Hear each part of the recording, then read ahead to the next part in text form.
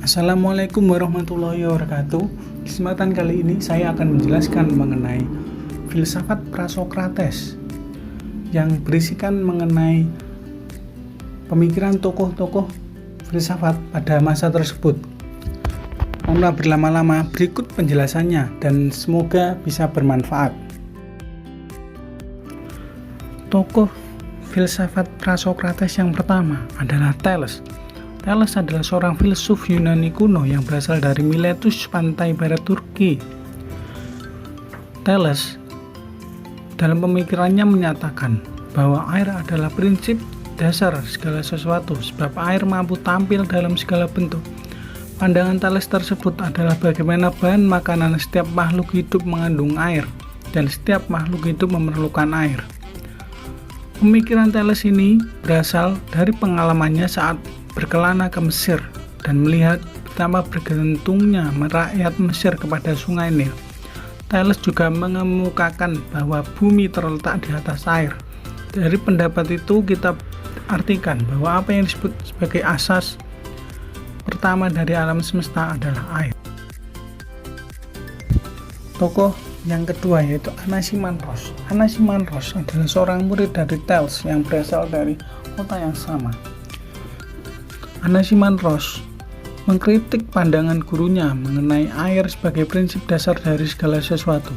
Menurutnya, bila air merupakan prinsip dasar dari segala sesuatu, maka air seharusnya terdapat di segala sesuatu dan tidak ada lagi zat yang berlawanan dengannya. Namun kenyataannya, air dan api saling berlawanan. Anaximandros berpendapat bahwa tidak mungkin mencari prinsip dasar dari zat yang empiris. Prinsip dasar haruslah pada sesuatu yang lebih mendalam dan tidak dapat diamati oleh panca indera.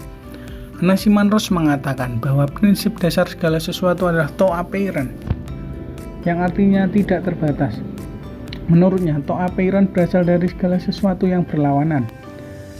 Anaximandros mengemukakan pendapat bahwa proses terjadinya makhluk hidup itu berasal dari air. Pada awalnya, bumi dibalut oleh udara basah. Karena terus berputar, bumi yang akhirnya menjadi kering. Kemudian makhluk dari air pun naik ke daratan dan beradaptasi. Dan menurut Anaximandros, to apeiron digambarkan sebagai ilahi, abadi, dan tak berubah. Tokoh yang ketiga yaitu Anaximenes. Anaximenes adalah seorang murid dari Anaximandros yang tinggal di kota yang sama. Anaximenes berpendapat bahwa udara sebagai prinsip dasar dari segala sesuatu. Dia tidak menerima atau kesulitan menerima filsafat dari pendahulunya, yaitu Thales dan Anaximandros. Terutama filsafat Anaximandros tentang to apeiron. Pandangan filsafat Anaximenes sebenarnya sama dengan gurunya, hanya saja ia tidak dapat menerima pandangan to apeiron yang bersifat metafisik. Karena itulah Anaximenes tidak lagi melihat sesuatu yang metafisik sebagai prinsip dasar segala sesuatu, melainkan kepada zat yang bersifat fisik, yakni udara. Anaximenes berpendapat bahwa udara adalah zat yang menyebabkan seluruh benda muncul, telah muncul, atau akan muncul sebagai bentuk lain. Perubahan tersebut berproses dengan prinsip pemadatan dan pengenceran. Proses pemadatan dan pengenceran meliputi seluruh kejadian alam, seperti air berubah menjadi es. Dalam pembentukan alam semesta, proses pemadatan dan pengenceran udara yang membentuk air, tanah, batu, dan zat lain. Dan ia berpendapat bahwa semuanya terjadi di udara. Anaximenes memandang jiwa manusia sebagai kumpulan udara, karena manusia perlu bernafas untuk bertahan hidup.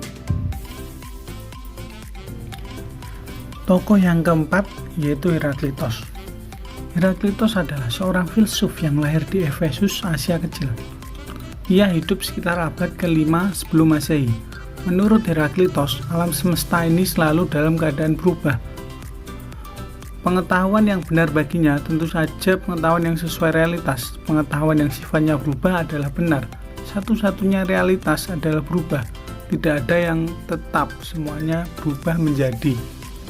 Makanya Heraklitos disebut filsafat menjadi. Ia juga berpendapat bahwa segala sesuatu di alam ini terdiri dari hal-hal yang bertentangan. Heraklitos adalah orang pertama yang secara tegas memperbincangkan Tuhan. Baginya, Tuhan adalah siang dan malam, musim salju dan musim panas. Tuhan yang dimaksud adalah logos akal.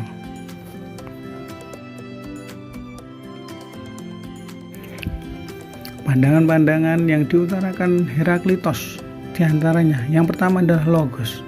Menurut Heraklitos, alam semesta ini bergerak dan berubah karena adanya logos. Logos yang dimaksud adalah arti tidak didefinisikan secara jelas, tidak digambarkan secara jelas, dan tidak dapat dipahami oleh orang lain. Karena logos adalah pemikiran orang itu sendiri. Pernyataan ini membuat Heraklitos dijuluki The Obscure karena pemikirannya yang tidak dapat disimpulkan secara pasti. Yang kedua yaitu api. Heraklitos berpendapat bahwa kosmos terbentuk dari api. Dari pandangan ini, maka sifat api itu menyala, panas, dan dapat meredup.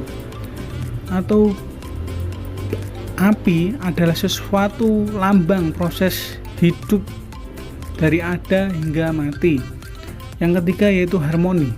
Heraklitos berpendapat bahwa dua hal berbeda terdapat kesamaan.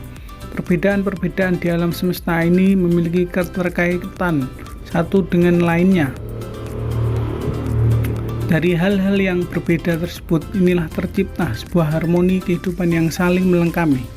Yang keempat yaitu sungai. Menurut Heraklitos, kita tidak akan turun dua kali di sungai yang sama. Maksudnya adalah menggambarkan segala sesuatu yang tidak mungkin tetap atau sama dengan sebelumnya. Segala sesuatu pastinya akan berubah. Tokoh yang selanjutnya yaitu Parmenides. Parmenides adalah seorang filsuf yang berasal dari kota Aelia dari Italia Selatan. Parmenides membagi arah pemikirannya menjadi dua jalan, yaitu the way of truth and the way of brief or opinion.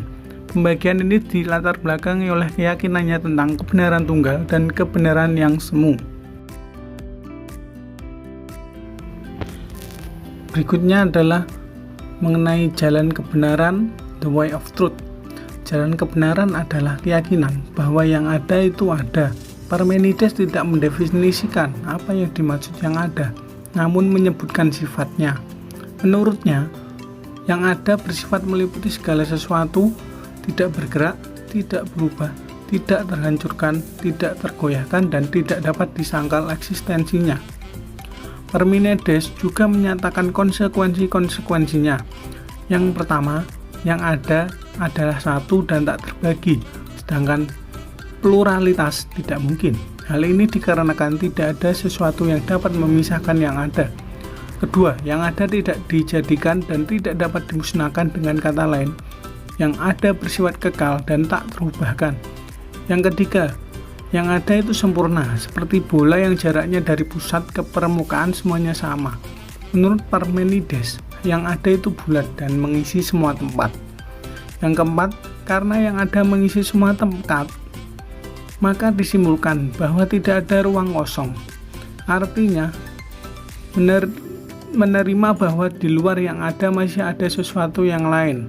Konsekuensi lainnya adalah gerak menjadi tidak mungkin, sebab bila benda bergerak artinya benda menduduki tempat yang tadinya kosong. Selanjutnya yaitu jalan pendapat, the way of brief or opinion. Dalam pemikiran ini, Parmenides mengajarkan doxa yang artinya pendapat umum dan aletheia, kebenaran. Doxa adalah kebiasaan dan pandangan umum yang kita dengar dan dapatkan dengan begitu saja. Dia menghendaki untuk tidak jatuh pada doxa. Sebaliknya, Parmenides mengajak agar berpegang pada aletheia yang menyandarkan pada akal budi semata. Parmenides menyatakan kebenaran hanya dapat diperoleh melalui akal budi semata. Dengan akal budi kita dapat pengetahuan murni dan sejati. Dan juga ia berpendapat bahwa kita tidak boleh percaya pada gagasan-gagasan umum yang kebenarannya tidak pasti, atau lebih tegasnya tidak percaya pada lidah dan telinga. Dengan pengetahuan ini, maka mampu menangkap apa itu yang ada.